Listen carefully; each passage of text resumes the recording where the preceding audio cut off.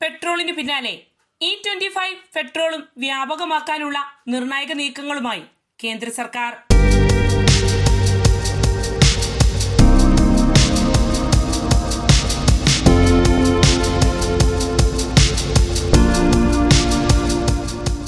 നമസ്കാരം, ഞാൻ Jasmine.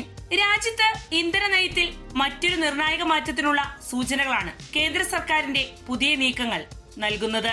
E20 petrol രാജ്യത്തുടനീളം പ്രാബല്യത്തിൽ വരാനിരിക്കെ അതിനെ തുടർന്നുള്ള അടുത്ത ഘട്ടമായ E25 ഇന്ധനത്തിലേക്ക് മാറുന്നതിനെ കുറിച്ച് വാഹന നിർമ്മാതാക്കളുമായി സർക്കാർ ചർച്ചകൾ ആരംഭിച്ചിരിക്കുകയാണ്. ഇന്ധന ഇറക്കുമതിയിലുള്ള ആശ്രിതത്വം കുറയ്ക്കുന്നതിനും പരിസ്ഥിതി സൗഹൃദമായ ഒരു വ്യവസ്ഥയിലേക്ക് നീങ്ങുന്നതിനുമായുള്ള ശ്രമങ്ങളുടെ ഭാഗമാണ് ഈ നീക്കം.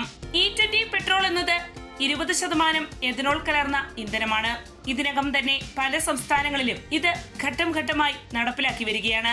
വരും മാസങ്ങളിൽ രാജ്യത്തുടനീളം ഇത് സർവ്വസാധാരണമായി തീരും. എഥനോൾ കലർന്ന പെട്രോൾ വ്യാപകമാക്കുക വഴി വിദേശ നാണ്യച്ചെലവ് കുറയ്ക്കാനും നാട്ടിലെ കാർഷിക മേഖലയെ പ്രോത്സാഹിപ്പിക്കാനും സഹായകരമായി തീരുമെന്നാണ് സർക്കാർ വിലയിരുത്തുന്നത്.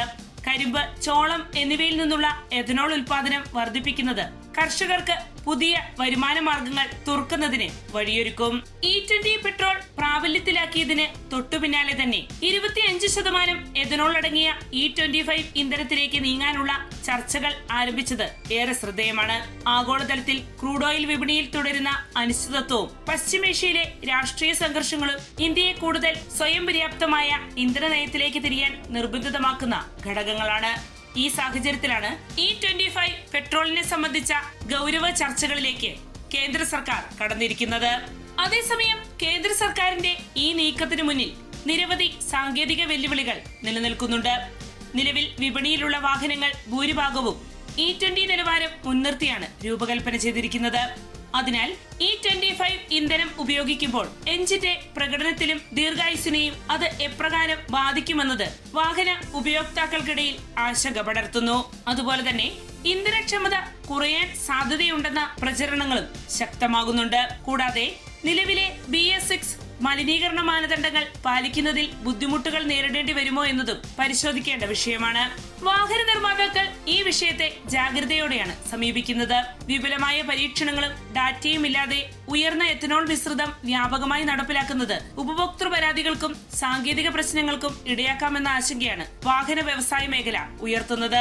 ഇന്ധനത്തിന്റെ ഗുണനിലവാരത്തിൽ വരുന്ന വ്യത്യാസങ്ങൾ എഞ്ചിനുകളുടെ കാര്യക്ഷമതയെ ബാധിക്കാമെന്നും അവർ ചൂണ്ടിക്കാട്ടുന്നു. അതേസമയം ഫ്ലെക്സ് ഫ്യൂവൽ വാഹനങ്ങൾ എന്ന ആശയം ഈ ഘട്ടത്തിൽ വീണ്ടും പ്രാധാന്യം നേടുകയാണ്.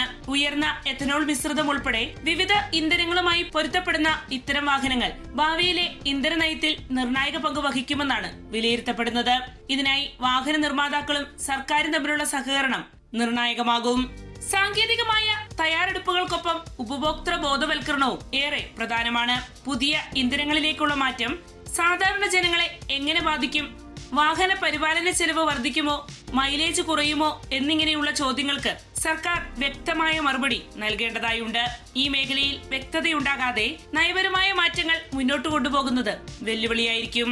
E20 പെട്രോളിന്റെ നടപ്പിലാക്കൽ പൂർത്തിയാകുന്നതിനു മുമ്പേ തന്നെ E25 കുറിച്ചുള്ള ചർച്ചകൾ ആരംഭിച്ചിരിക്കുന്നത് ഇന്ത്യയുടെ ദീർഘകാല ഇന്ധന നയത്തിലെ ദിശാസൂചനയായി കണക്കാക്കാം. എന്നാൽ സാങ്കേതികമായും സാമ്പത്തികമായും ഒപ്പം പരിസ്ഥിതി നിലപാടുകളിലും ഉറച്ച അടിസ്ഥാനം ഒരുക്കിയതിനു ശേഷം മാത്രമേ ഈ മാറ്റം യാഥാർത്ഥ്യമാക്കാവൂ എന്നതാണ് വിദഗ്ധരുടെ ഏകാഭിപ്രായം.